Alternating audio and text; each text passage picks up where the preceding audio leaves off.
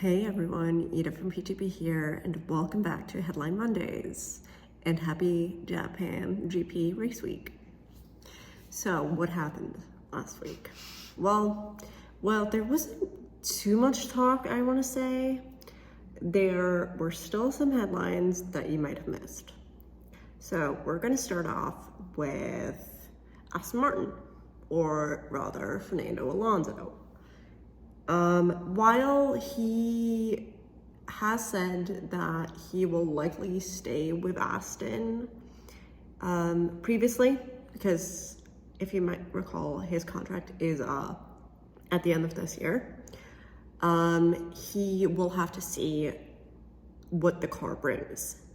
But that he's also open to join their World Endurance program that they're starting. So that is a good sign.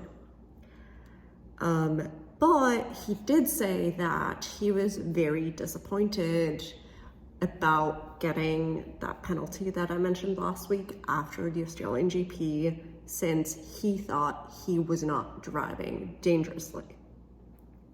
So there's that. And then we'll move on to Sauber. And they actually, after the GP last week, were fined $5,000 because a loose wheel got into the fast lane of the pit lane, which is super dangerous for obvious reasons. And then we'll move to Mercedes, because there's a few headlines there too. So, on one hand, in terms of cars, they are already investigating Lewis's engine failure after he himself said it's been the worst start to a season that he has ever experienced.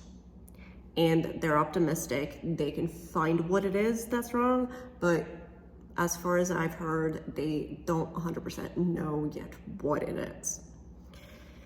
At the same time, it was announced that Toto will be missing the Japanese Grand Prix, but they very firmly stated that it's not to do with the poor performance, but rather even pre-season start, it was discussed / agreed upon that he will not travel to all the races as he's done in the past, and that other senior staff will take on his responsibilities during the GP.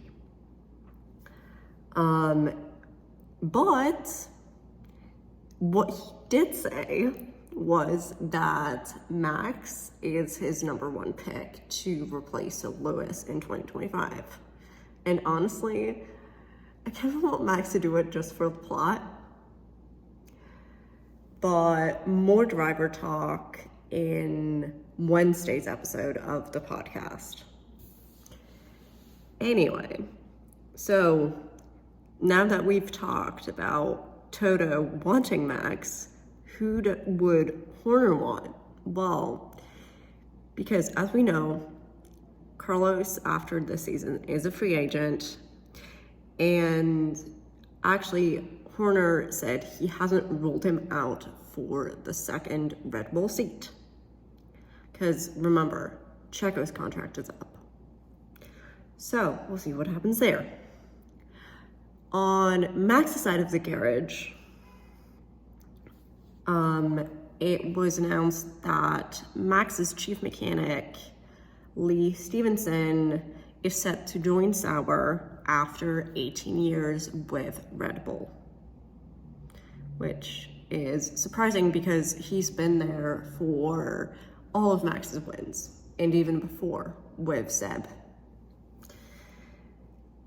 But other than that, we have some Ferrari news, and I feel like ever since Fred joined the Scuderia, they've been a bit more laid back on their drivers, I want to say. They put pressure on them, but they also come out and say things like that they weren't expecting Carlos to bounce back the way he did 2 weeks after his appendix surgery in Saudi. I mean, he won the race. That's amazing.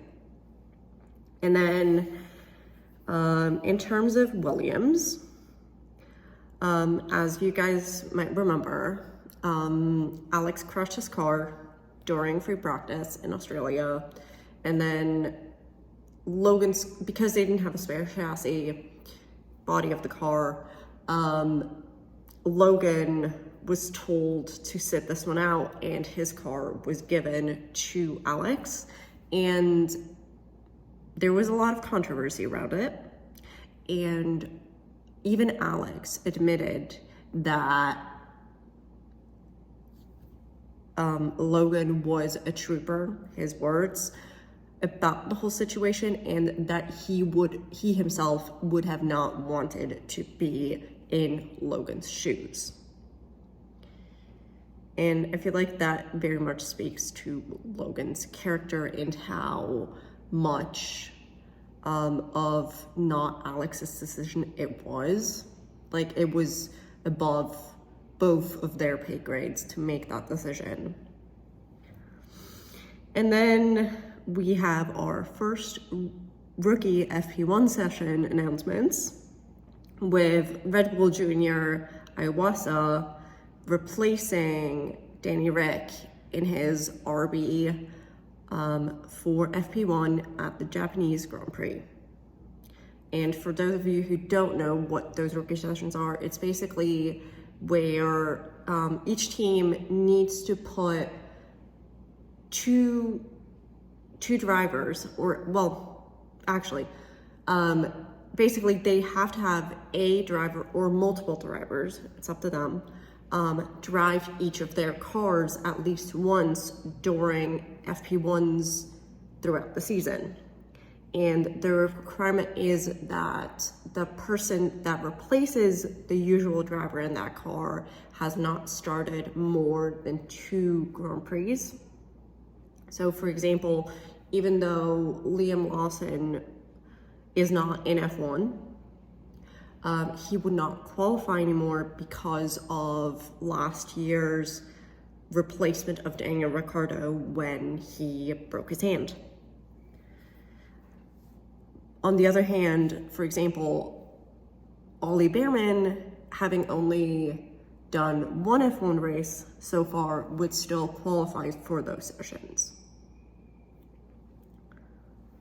Hope that helps.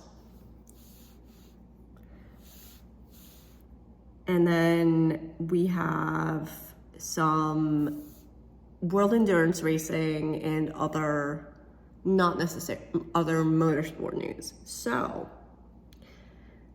Seb Vettel, the retired F1 driver, actually did a 118-lap test session with Porsche's WEC team last week, and because Porsche hasn't announced their lineup for Le Mans yet this year, there is speculation that they were waiting for that test to happen to see how Seb would do, and